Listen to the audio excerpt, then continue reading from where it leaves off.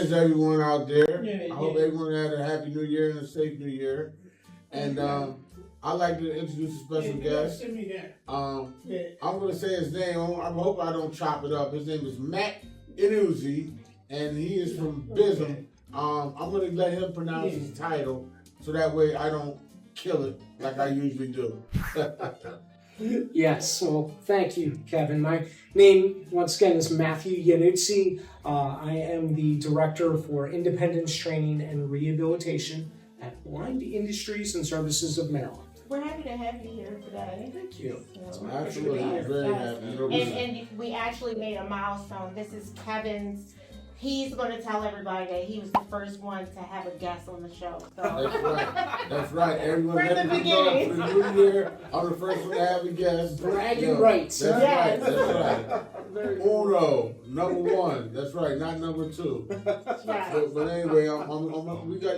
I'm just happy to have more to come. Here. More to come. Yeah, definitely more to come. It's great to have Matt here. I know Matt for since last year, and he's definitely helped me a lot. I rely on Matt. I'm always burning his phone up or blowing down his door in his office.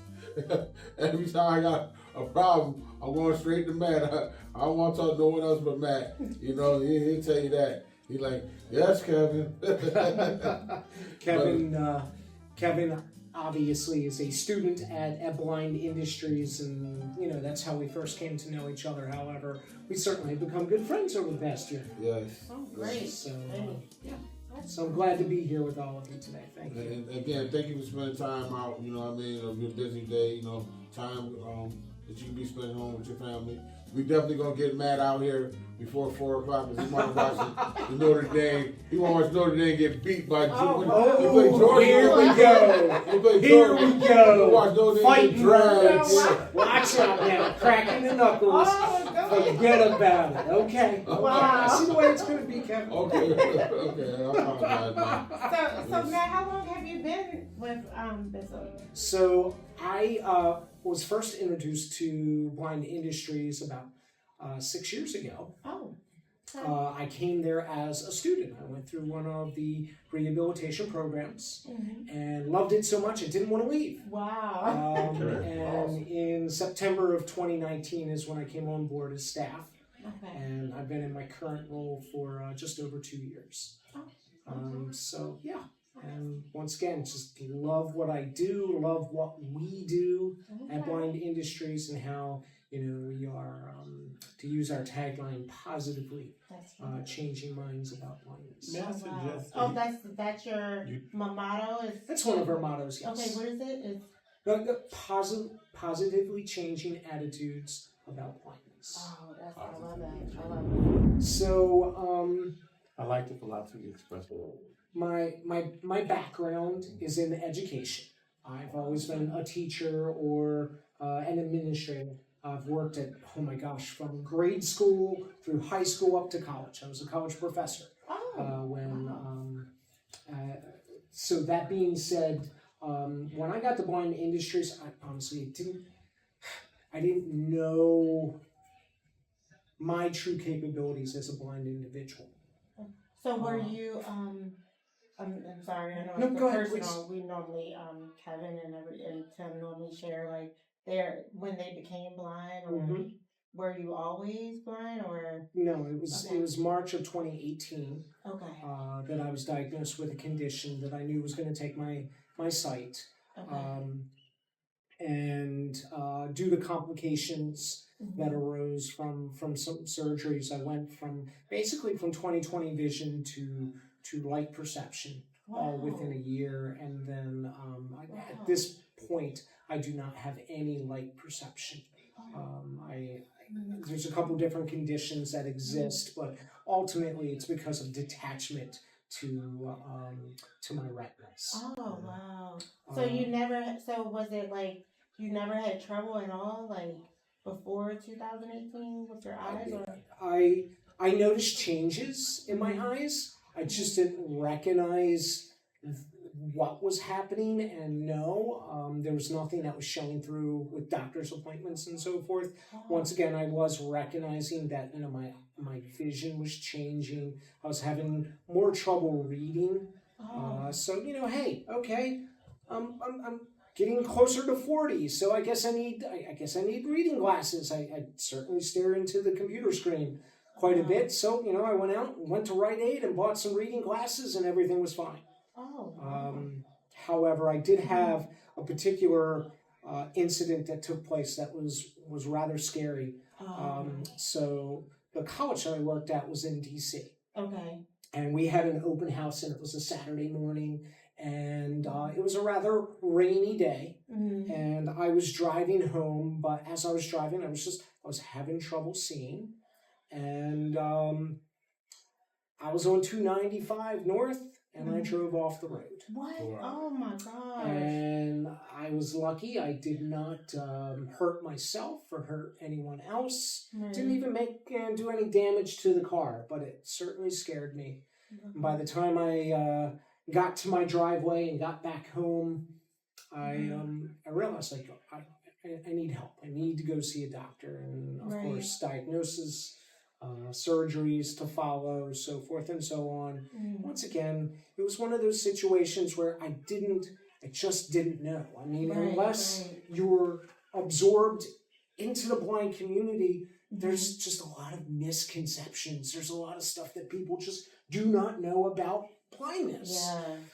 People need to know more about that, because even with Kevin and Tim, it started to deteriorate, but you had no signs except where you just couldn't read your words.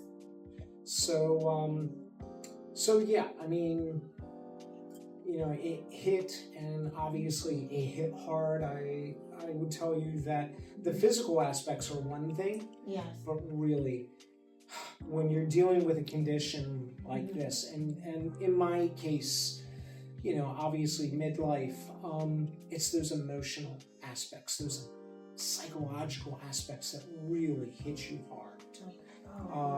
And of course, you're going, like anybody would, you would go through those stages of acceptance. Okay. And for me, true acceptance came when I got to Blind Industries, when I got to BISOM, because for the first time I'm around other blind individuals. And I still remember the first time I toured, I was there with my wife. I did not use a cane at that point. Okay. Didn't know how to use a cane. So I'm walking through the hallways with my wife. She's holding my hand, and we're walking down the hall. And we meet with one of the instructors, and we talk with the instructors, and it was a great conversation.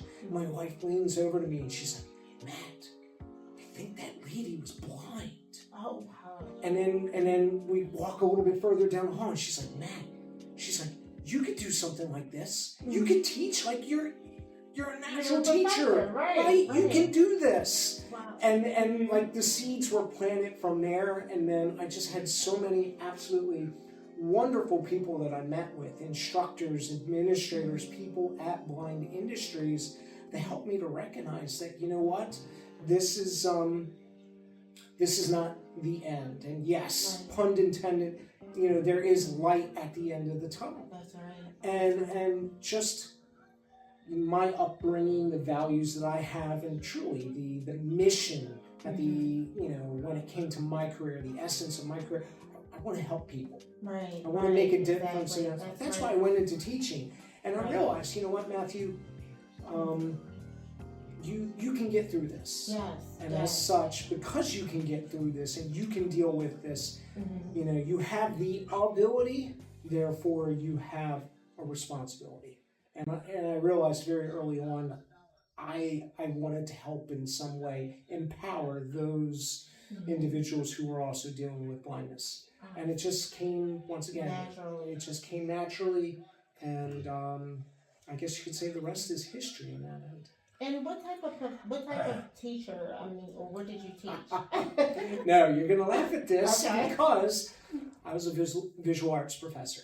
What? Oh my I gosh. taught painting, I taught drawing and sculpture and all those traditional mediums that we use in the fine arts. And I still remember when I was first diagnosed, I was working on a family portrait of my wife, my daughter, and I. And I came home and I immediately went and started working on just fine-tuning that painting, because in my mind, I said to myself, you're never going to paint again. You're never going to make art again. Oh, wow. Nothing. Oh, my gosh. Nothing could be further from the truth. Oh, wow. I paint now.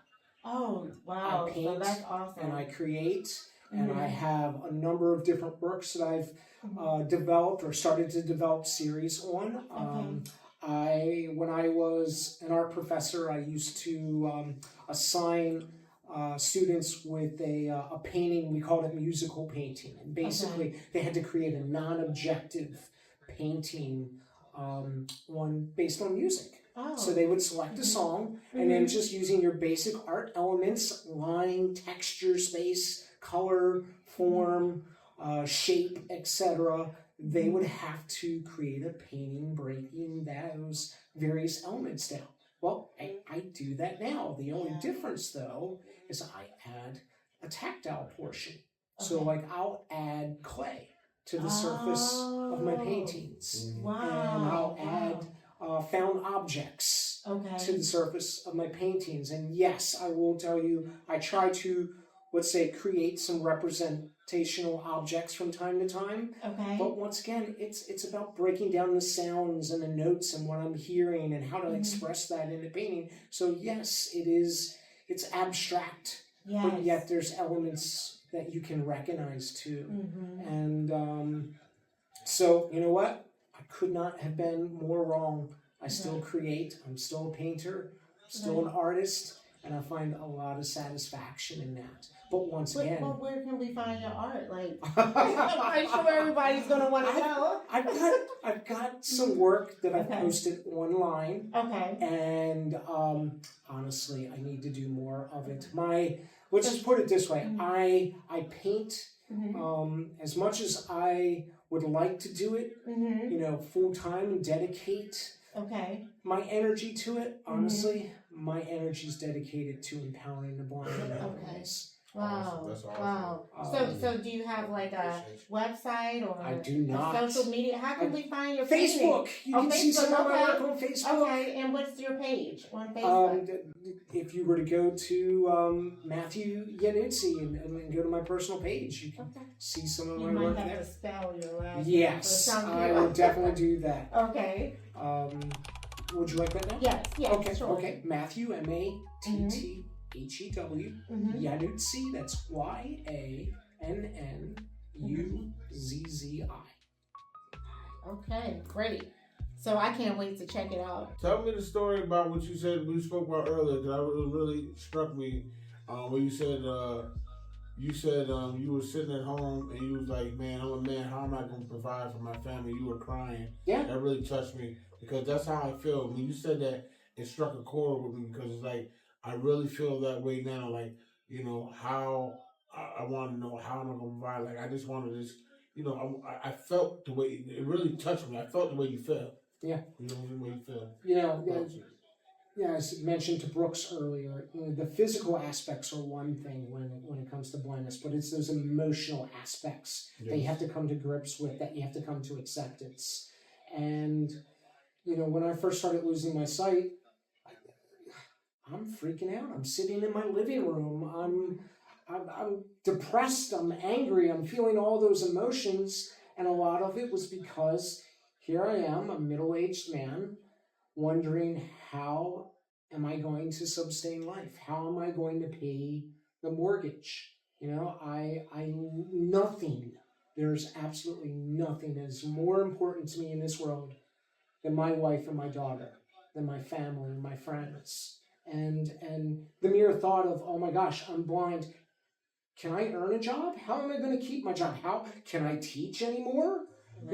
All of these emotions, all these questions are going through my mind. And yeah, of course, like any normal human being, I'm feeling it. I'm crying. I'm emotional.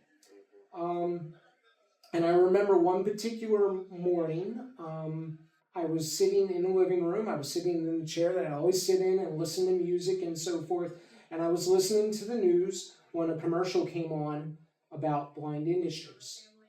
And I knew nothing about blind industries and services of Maryland. All I know is I got this commercial. So I grabbed the remote, and of course it's tactile, so I'm hitting the buttons to rewind the DVR and pull up that telephone number that they had on the commercial. And of course I called, and I started gathering the information that I needed so that I could go through rehabilitation. But of course, it's scary. Whenever you do something that you're unfamiliar with, the fear of the unknown, it's tough. Anxiety. But I would tell you this, anything in life worth doing is not going to be easy. Right. It's the hard that truly does make it great. And I went through the core program, which is a residential program at Blind Industries. Okay. And what is that? It's core. CORE is an acronym for Comprehensive Orientation, Rehabilitation, and Empowerment. Okay. And when you really think about that, that's a capital E with empowerment. That's right. So that I went through that program over the course of 10 months. Okay. I was living in a residence with other blind individuals, and it was an apartment because, hey, we've got to learn how to live independently. Oh, yes. And as such, we're managing life and we're building skills. And that's really what it comes down to.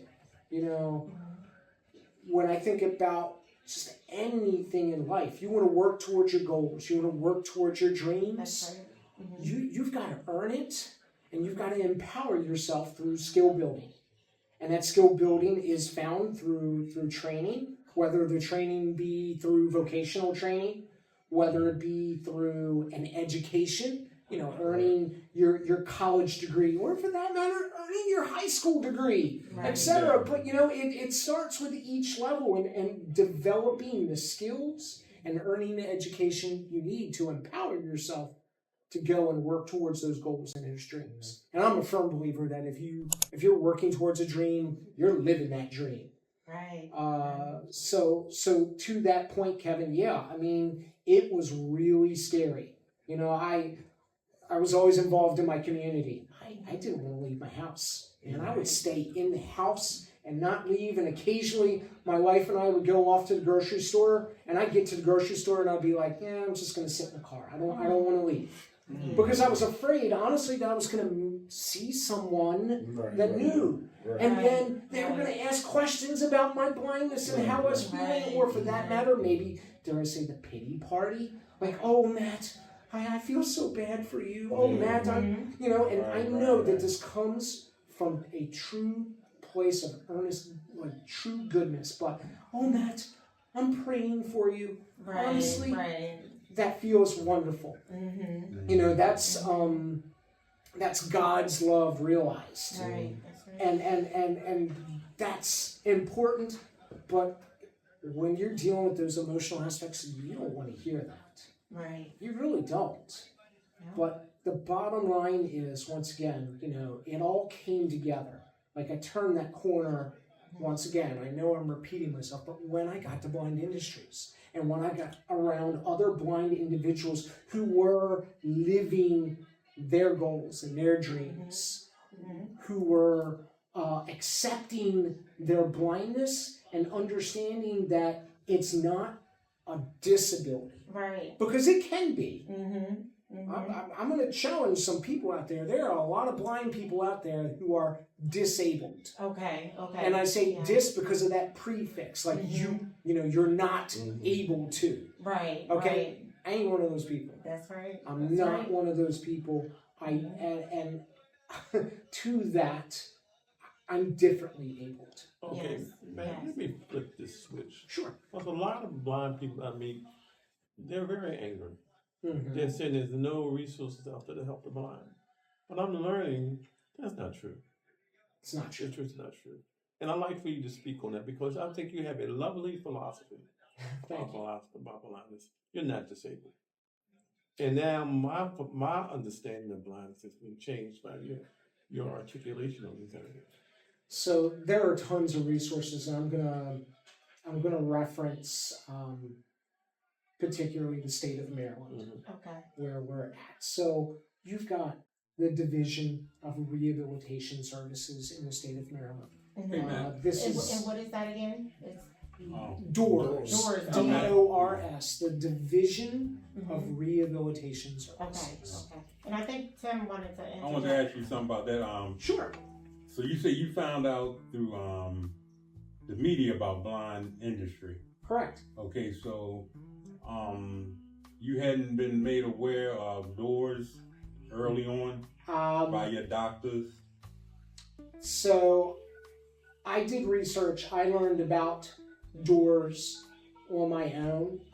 I will tell you that I did, even though I had a job at that time. I opened a referral with doors, and I can tell you when I saw that commercial and started to gather information about blind industries, my next call was to my doors counselor, and basically I said to my vocational rehabilitation counselor, I said, hey, I want to go to BISOM. Please help me make this happen. And she was absolutely fantastic, so supportive in sponsoring me to go and attend this training program.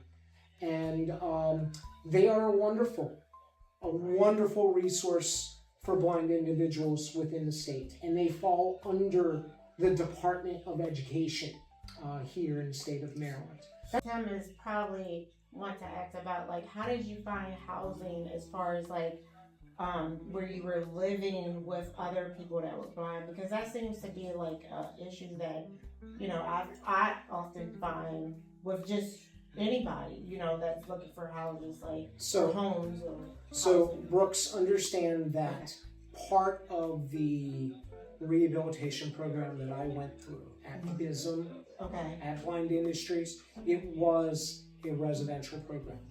Oh, wow. So students who attend this, they're developing skills in reading and writing with Braille, with assistive technology. They're learning independent living skills, how to cook, how to clean. Part of our curriculum, we have students create over 180 different recipes from scratch. Oh, wow. Eventually, I developed the skills where I made a meal for 25 to 40 people, and served that meal to them. And did they like to cook that? Oh, yeah. Oh, okay. Of course, hey! Okay. That being said,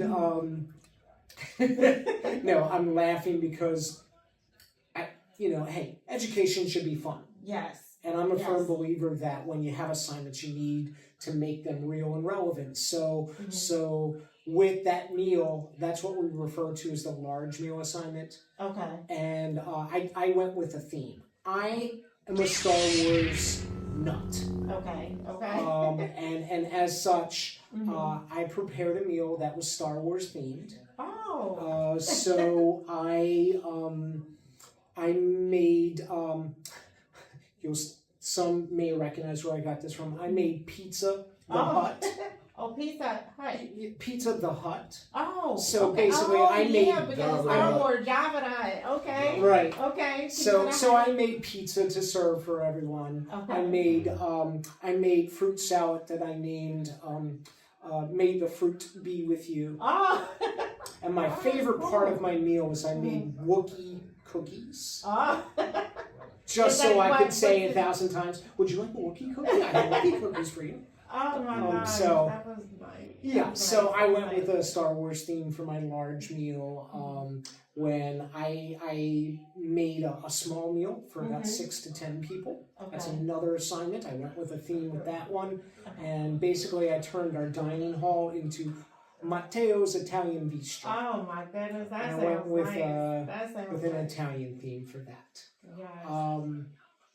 So as far as like housing, because I know you said it has something to do with residential, like learning how to live in a home. Did you find housing on your own with other blind individuals, or? So part of the rehabilitation program at BISOM, Okay. Our core program, that residential program. So students are learning skills during the day in a traditional classroom setting. Okay. However, if you don't take that home with you, you know, if you don't use your skills, you're going to lose your skills. Okay. Okay. So, and so what about instrumental portion of the training program is the residential piece, where students travel from the training center that they're at during the day, and they go back to an apartment that they have in the city. And we have apartments that we lease that are downtown. Okay. And that being said, that's that place where you reinforce those skills. Like you go home, you've got to cook a meal, you got to eat dinner, right? So you got to cook a meal for yourself. Okay. Or for that matter, you know, maybe a button to your shirt gets loose. You got to sew that on. That's part of those independent living skills that you develop. You know, hey, you've got medication. You've got to travel out to the pharmacy. That's an important piece to that program, is learning how to travel independently using a straight white cane, which you can see I have with me today. Yes. And that being said, you know, it's reinforcing those skills. It's taking it back into your everyday life. So one other question, because you brought it up, I'm so interested to ask you this, but when you say that you have apartments is it like a bunch of apartments for all blind individuals? Like or is just one apartment? And also my other question is it designed as far as like for somebody that is blind to be able to easily like move around in the space? So basically, okay, when a student comes to our residential program at BISOM, at Blind Industries, they, in a lot of cases, are being sponsored by DOORS, by the Division of Rehabilitation Services and their vocational rehabilitation counselor. So it's through that sponsorship. DOORS is helping to basically subsidize their apartment. And you are sharing an apartment with, at the very most, 2 other blind individuals who are going through the same program that you are. So each person has their own bedroom. And as such, it's not an apartment that is been modified for a blind individual. Because honestly, we don't need that. In all seriousness, we don't need that. So it is your typical apartment that any other person on the face of this planet would live in. And how many rooms would be in that apartment? 3 at the very most. So is it where you have is it available because you know, like, is it where you have to get on a list, or is it one apartment? It's not 2, a 3, housing. 4, 5? It's not a housing. It's not a housing program. We at Blind Industries are not a housing program. Once again, I cannot stress enough. Our area of expertise is in non-visual independence training. So, in order for someone to qualify to enter into the program that I went through, you went through DOORS, right? DOORS. I went the program that I went through at Blind Industries. In order to qualify that, you have to have a permanent residence. Because once again, we're not a housing program. Our area of expertise is helping someone to develop the alternative techniques. So as far as like that, do you guys direct or recommend or refer to refer people to places to find homes? Because we find that is like a really challenging aspect. It is a challenging aspect. However, I would say this, you know, I'm a firm believer that independence is like DNA. Okay. It's unique to each individual. Okay. So the type of independence that Kevin is seeking as a blind individual is going to look different than that of Tim, or for that matter, myself. Right. It's unique to each person. A lot of the students that come through our programs are, yes, they're looking to live on their own. They're looking for options when it comes to housing.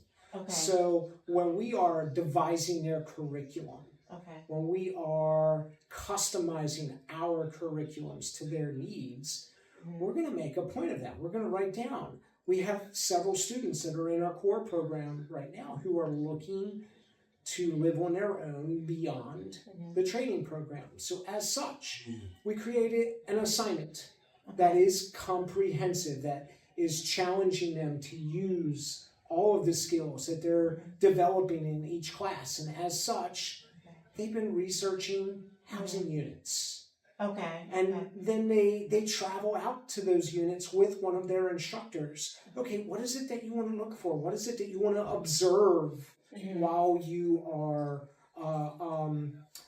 are touring this facility? Is this the right fit for you or not? We all, have been through that as individuals when you're looking for housing. Hey, some things are going to work for you, some things are not.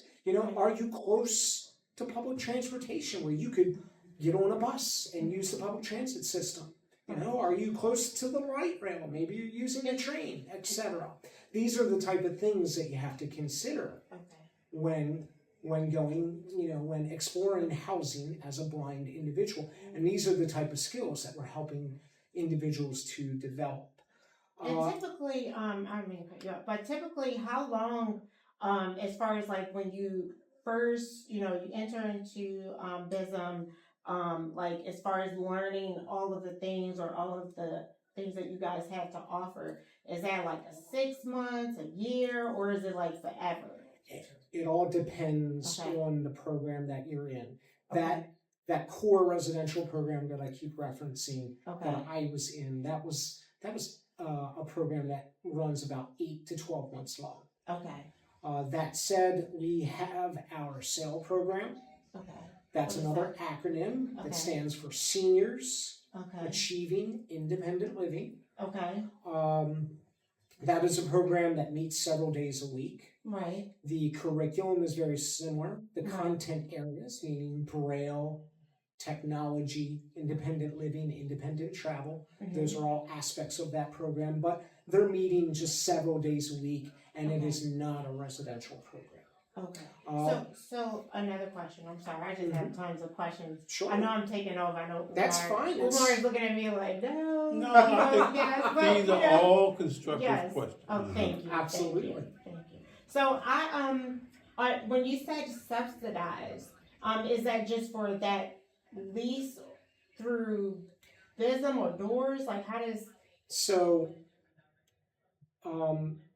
our training center at Blind Industries receives a grant from the state of Maryland. Yeah, I'm a legislator, so. And that being said, so we received that grant. It is facilitated. It is facilitated through doors, and that's what's paying for instruction. However, so let me ask you, how many instructors do you have? Oh my gosh, we have at this time 23 instructors. Oh wow! So are they all like, do they get paid or is it volunteer? Okay, of course. Okay, absolutely. Wow. Okay. So 95% of our instructors are blind individuals. They've gone through an adjustment to blindness training program, similar to what I did. Some have gone through BISOM. Some have gone through training at other centers across the country. Some of them have earned specific certifications in the content areas that they're teaching, such as Braille, or maybe they have a national certification as an orientation and mobility instructor.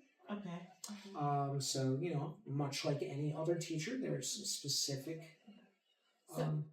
Go ahead. Okay. Oh, sorry. And also, do you guys? I did think, and I'm not sure if this is the same place where you guys have like jobs and they learn how to sew and train. Like it's like. So Blind Industries first opened its doors back in 1908. Oh my gosh. And we were known as the Workshop for the Blind. Okay. And we were formed by the Maryland General Assembly. Wow. So we still report to the governor. Okay. And the governor appoints our board of trustees. So let me ask you this clarification. Sure. Are you a state agency? We're not a state agency. We are a 501c. C3 nonprofit. But he depends on you to provide these services. Well, we do depend on the state to support us in the services that we're providing, and yes, we receive that support through the grant that we receive. A very, by the way, modest grant of about $600,000. That's not modest. However, no, it's not. However, we also bill for doors for the apartments. Okay. So that's where we're getting support right now. Oh my gosh, right now, and keep in mind, we have apartments that are for students, but also we have staff that are there. We have an internship program there. So right now, we've got 6 different apartments that we are leasing out of the apartment complex downtown. As a point of clarification, Yes. your entry into state agency or state government is through the Department of Education. Correct. Developmental education. Division of Rehabilitation Services. But your funding generally come under a block grant, and this may be out of your area. But your funding generally comes from the federal government through a block grant. And I don't know what block grant you're under. I think it's under the Department of Education. It is under the Department of Education. And either block grants are categorical grants. That was funding was designed under this particular categorical. But when the categorical grants grow, you were united under a block grant. And the administration of that block grant is given to state government. Correct. So, given that, I have people that say that there is no support for the blind. They're evidently wrong.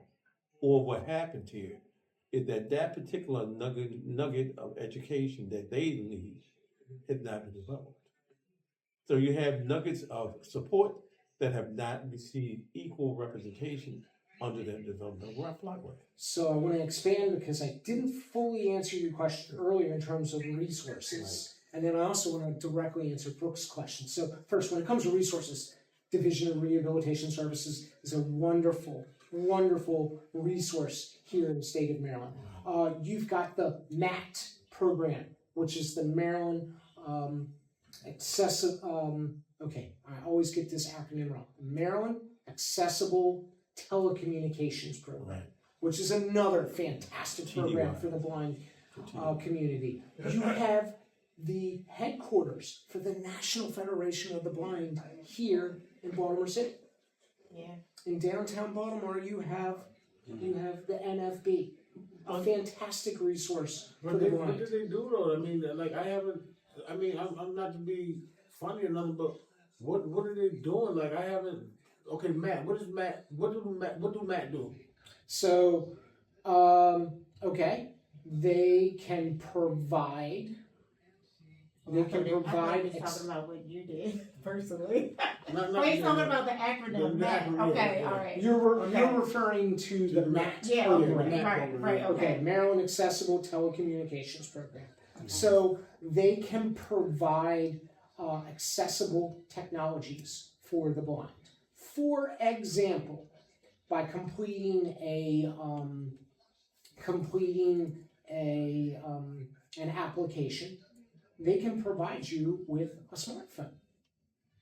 And then you can utilize that smartphone for information gathering, obviously for communication, for entertainment, etc. So they're going to provide you with the device. Of course, you have to pay for that plan, Wow, to when the activate. government gives Oh, we filled that out. I think we filled it phones out. out for free. And to that point, yes, that's one of the first things Yeah, we filled that out. we I have haven't students gotten do mine at yet. Blind Yeah, I Industries filled it out. is complete those applications. Now, here's the thing. You can receive that smartphone. It is a great tool for the blind community, but here's the thing. If you don't know how to use it, what's the point? Once again, that's where BISOM comes in, because we can provide the training and the skills that you need to properly use that tool. And our instructors through our senior programs, Kevin, through the SAIL program that you're in, Yeah. all of them have been trained and certified through the MAT program to basically teach the various devices that are offered. So one question about the device, because we had trouble trying to link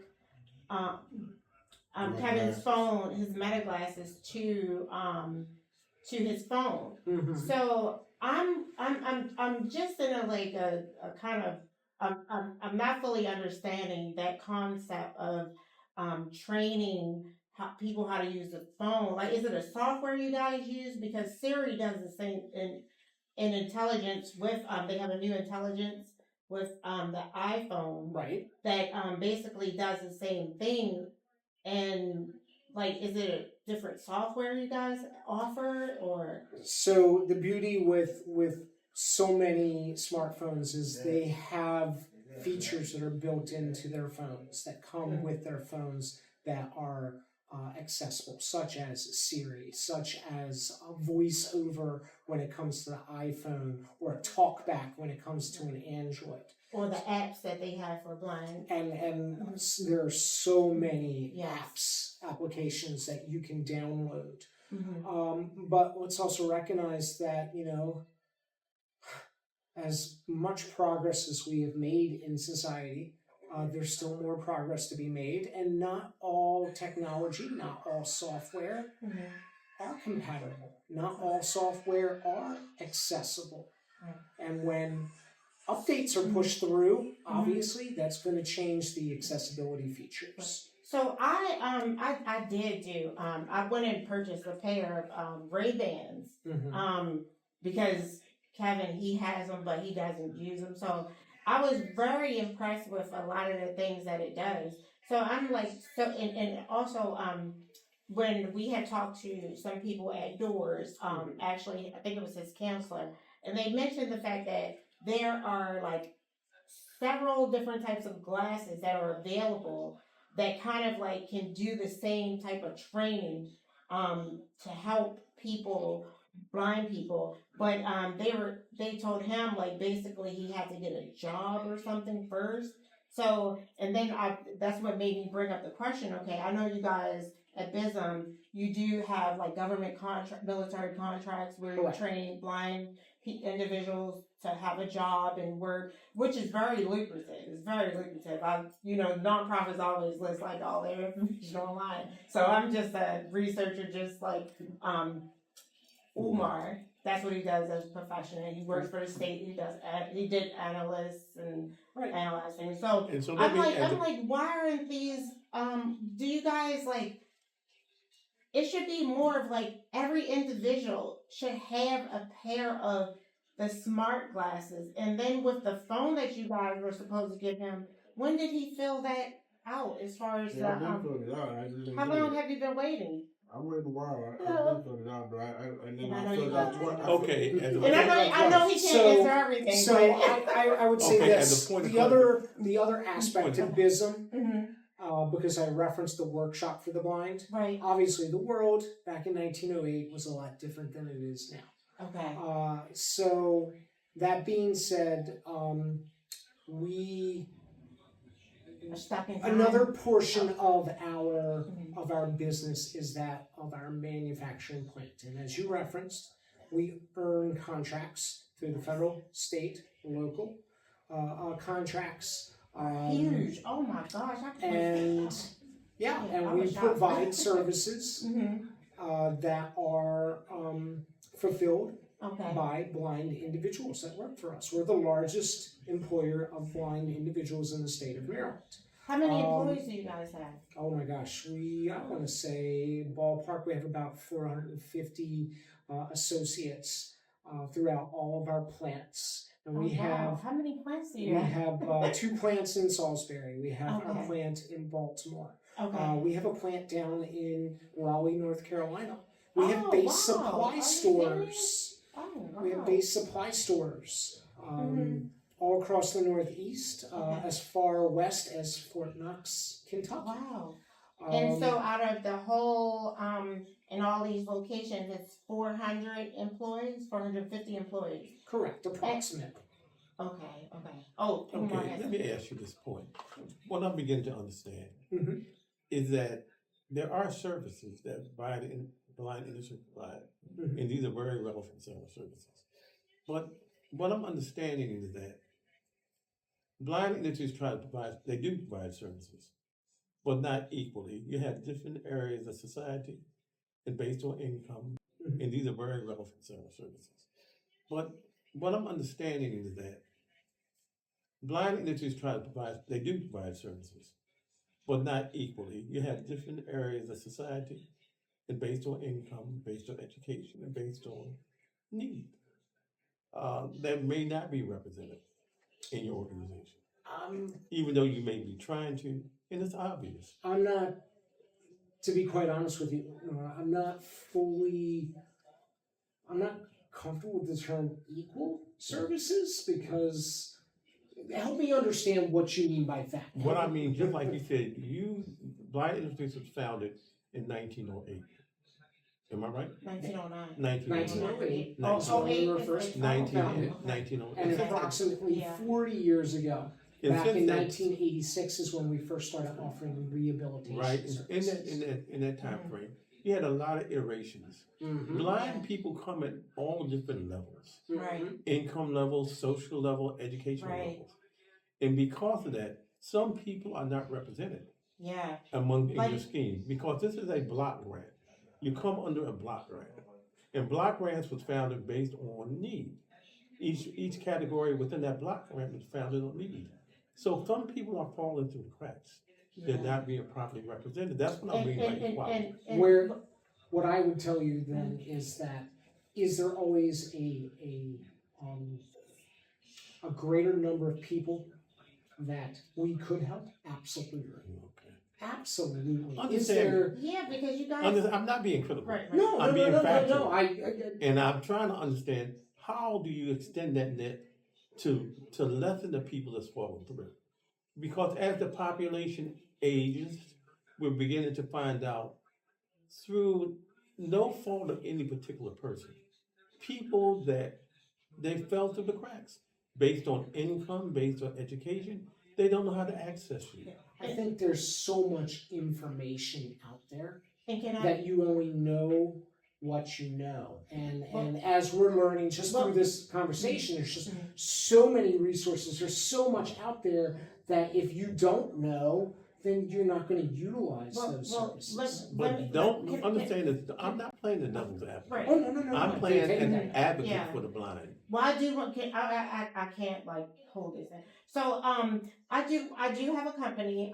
We do provide financial services. I'm licensed to be a bank, licensed to be credit restoration, licensed to do money exchanges, mortgages, everything.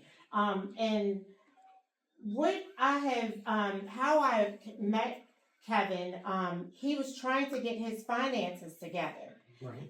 He doesn't, I know that some of the things that you guys may offer as far as like helping people get together. I don't know if that's a plug for me to get some of my services, through your contract with Umar and Tim and all of us. We can work together through my company, at your spot, because he didn't know how to open up, he does have a bank account. But he wanted to open up another bank account. So when we tried to sign him up to things, a lot of people don't understand in a financial world that people are blind, so they may ask for identification. They don't know that someone is helping them. And also with Kevin, he was actually, and I like to say, because even though he's older than me, I like to call him, he calls me mother, right? So we found him, and Umar has been a big help, Tim and everything, but where he was living at was really horrible. He was living like in a room with like 4 people. They cut off the water at night. And I'm like, well, if all these resources and places are available for blind individuals, how come nobody knew about his situation?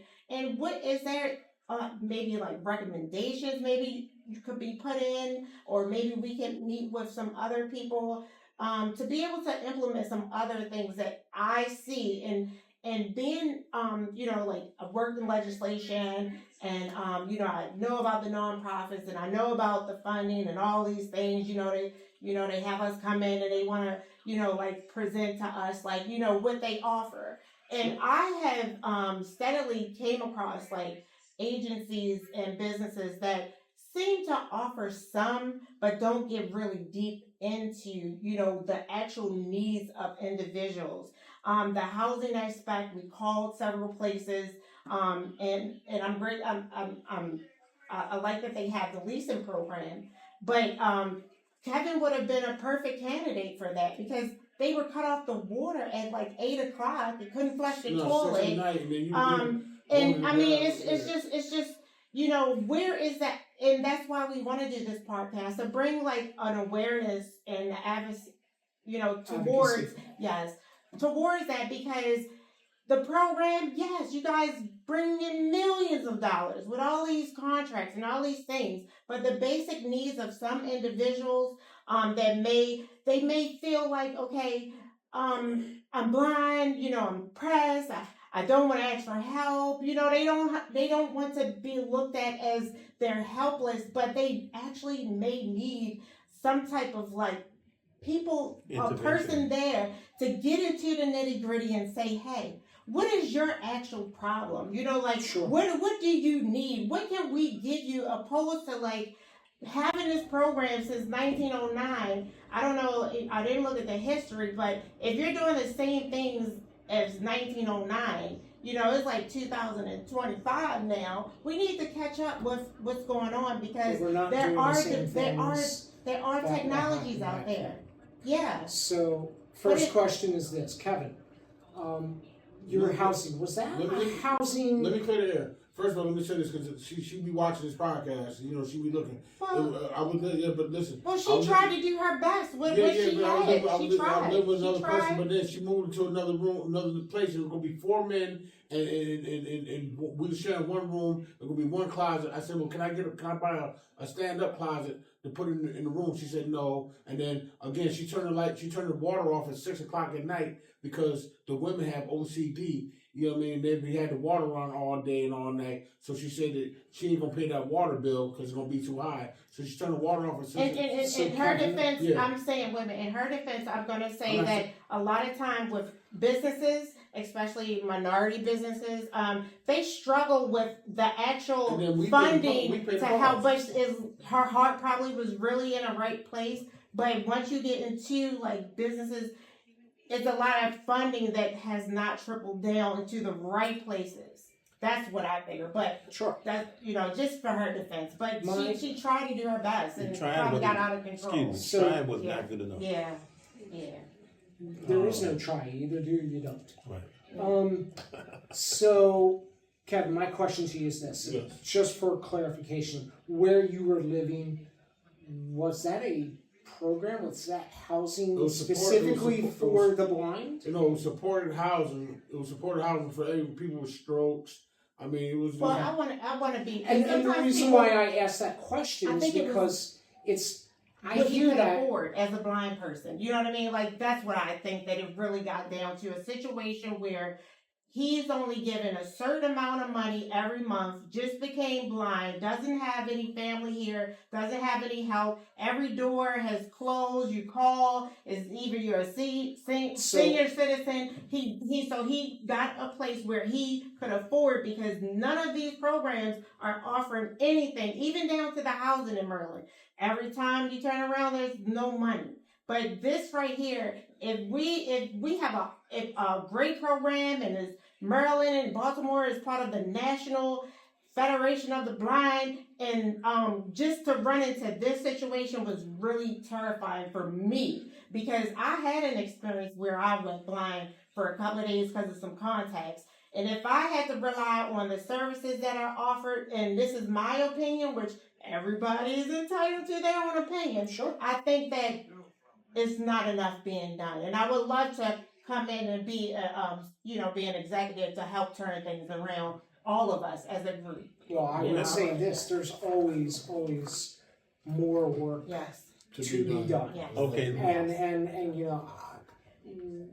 as I had mentioned earlier, one of the things that attracted me to work at Blind Industries was recognizing that I had the ability, therefore I had the responsibility, but that I need to help others And to I don't mean to recognize throw all this their... on you today. I appreciate you, but we didn't mean to throw all this No, on but you what I would today. say is We're this: sorry. if we're going to reach our potential Yes. as a blind community, Yes. as individuals, if we're going to live, truly, And then you can go back and tell them. it's got to start somewhere. It's got to start Yes, somewhere. exactly. And my philosophy is it starts with properly educating yourself, Yes. properly building the skills Yes. that you need, and you earning those skills, and then obviously helping others to recognize what resources are available. Yeah.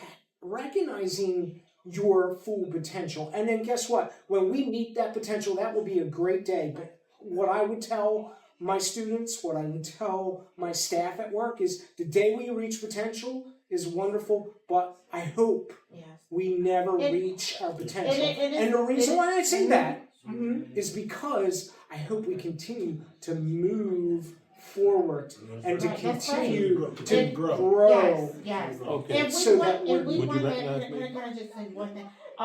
We say that, but I can say I took my position very, very seriously as a constituent services liaison for the state. Right. And me myself, I couldn't get the type of answers or actually even help, because my duties work with businesses, work with government agencies and constituents.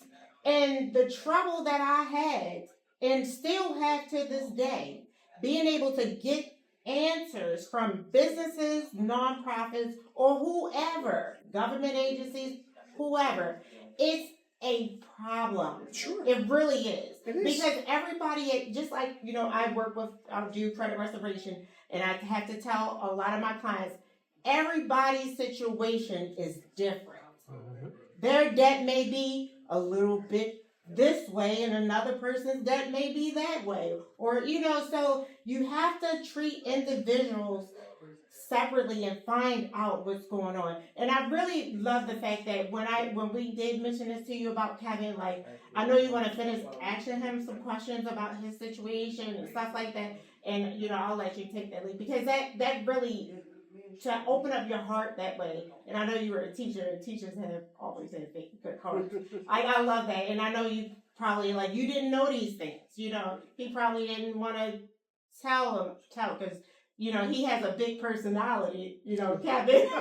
Because if you didn't know him, you would think that he had a yacht. But Omar has something else to say. Let me ask you this question. From what I can understand, most of the services that's provided to the blind are provided through developmental disabilities through the Department of Education. Just from what I understand and what I've been able to gather for a period of time, this is a multi-agency program. Yeah. It involves the Department of Health. It involves a number of state agencies, but at this point, all the services that's provided to blind are under developmental education. So the state is not being fair here. This is a multi-agency responsibility. Department of Health, Department of Finances, Business and Licensing and Development. I can see all these particular agencies being failing when we're giving services to the blind. That's right. Because I don't think they can. And They haven't thought the program yes. out. It appeared that it's been stagnant. And I think blind industry, they put all the weight on blind industry. You do it. Right. Yeah. But they're not giving blind industry the tools that they need. They need involvement from other agencies. The Yes. Department of Health. When Yeah, we're talking that's about true. 5 people in one room, there's regulations out there. But who enforces those regulations? And also, who checks up on blind individuals? There may be some out there that don't even know. They don't. Yes, They- like, do we have a record? Do we keep track to follow up on these people, like with the counselors? It's so many things that need to be, like, changed. I know, like, this is the start of our group of trying to make some changes, you know. And it's not just blind individuals. It's homelessness, it's women with kids, it's just so many things that we need to push, even in the state of Maryland, to be able to get things to work so everybody can benefit off of all the things that are offered, not just, you know. And now it appears that people are profiting off other people's misery. And there's no regulations for that. Well, ladies and gentlemen, this is what I like to say. You know, Michael Jackson had a song, and it was once said like this: I'm starting with the man in the mirror. Remember that? Yeah. I'm starting with the man in the mirror. So I challenge each and every one of you in this room right here. Let's start with who? The man in the mirror, and the man and the woman in the mirror, right or wrong. Right. Let's start with us, and let's you know. I told you, Matt, before when I met you, I said I'm gonna be a beacon of light. Have I once told you that? Yeah. And have I lied to you? No. We started off with nothing, right? Okay, podcast. You know what I'm saying? We're gonna have merch on Shopify. You know, I'm gonna be a beacon of light. This is what I always done. Always been a shaker and a mover, and we're gonna get changed. Before we press the brake, guess what? We're gonna press the gas, and this is what it's gonna be. And I would like Matt, if you could maybe join our advocacy group, because I wanted to be able to, you know, go up to, you know, my offices of legislation, work to my fellow people to be able to advocate this group. And also with BISOM, so support to even get this group going, to find out like specific needs, and we have you as our messenger. We love you here. We just three in a row. We didn't even ask you to. social, economical, and technological. Okay, let me. Let's begin to close it up, gentlemen. Okay, let me. But he does have some questions that he wanted to directly Okay, ask you. But Omar does want. I got one other thing to say. Okay. Going back to the housing, when you said there's students who want to find permanent housing after they finish the core program, and there's seniors too. Yeah. And the senior that wants to find, and you say so they actually hook up with the council somewhat and go out with a builder or a contractor and look at housing. This is actually a specific assignment that we have tailored through their training program at BISOM. So that way they are gaining the knowledge, the wisdom, the understanding of how to appropriately approach the task of finding housing as a blind individual. It's not, once again, it's not a separate program. It's not looking for housing for the blind. It is, you are a competent, confident, capable individual in society who's looking for housing. How do you approach that while dealing with blindness? Does that make sense? Yes, it does. And I'll give you an example. My roommate, when I was in the core program, one of my roommates, I'm not going to mention name because of confident. Private, Yeah. no But problem. Yeah. that being said, he actually was out on the streets for a while. Oh, wow. And came, did find permanent housing, did find support through doors, came to our program, graduated, and now lives on his own, has his own apartment, and once again is a contributing member to society. He works for a lobbying firm in Washington, D.C., the League of Social Justice. He's We need to a bring him in wonderful here too. human being. And that being said, it's because he had the philosophy that yes, he can. He can I like that. do whatever he love that. wants. Yes. We As need a to blind bring him in. individual, and as such, he recognized, because we share the same philosophy, he recognized it starts with the education. It starts That's right. with the training, and it starts with building the skills that you need. Starts with confidence. And Yes. you find Yes. that confidence. Come on, That's right. I'm not gonna. I can walk down any street I want to. Mm-hmm. Right, I can right. cross Yes. any street I want to, and I can do it just as well as any other person on the face of this planet. I mean that. Yeah. But I don't say that to sound arrogant, but And you're not I saying- wasn't doing that on my first day of training. Right. That's right. You it worked took your way up, time. yeah. You have to Yes. develop the Yes. skills. Yes. And just Yes. like any other, educational setting, you develop. There's a scope and sequence for which you are going to develop your skills. Right. When I graduated, Mhm. one of my final assignments was a drop route. Basically, A drop route? What a is drop route. Mhm. Drop route is where a student will get in a car. Mm-hmm. They'll drive around for a while with one of our, obviously with a sighted associate, and then eventually that sighted associate will pull over. Mm-hmm. The student will get out of the car Okay. and hand over technology, Okay. and then they've got to find their way back Well, to I told you the that training book. center. Yeah. Now, yeah. recognize with this particular assignment, as with the core program, students are wearing what we call training shades or learning shades, which are basically your typical sleep shades that you would wear at night to block out any remaining light and allow you to have that nice calm Mm-hmm. presence while trying to sleep. Okay. So they're not using their remaining vision, because to be quite honest, Mm-hmm. using your remaining vision when you're blind Mm-hmm. is not a good thing. Right. It's right. actually quite dangerous. If you're Mhm. relying on that remaining vision while you're trying to cross the street Right. and you're not using those non-visual cues, Mm-hmm. you're risking getting hit by a car. Right. Right. So Right. these are the things that you learn through your training programs at Blind Industries. Right. And once again, it just speaks to the level of skill that one develops. That, oh my gosh, this is military-esque in Right. terms of being just dropped somewhere and saying, find your way back. Right. Right. Right. It is completely psychological.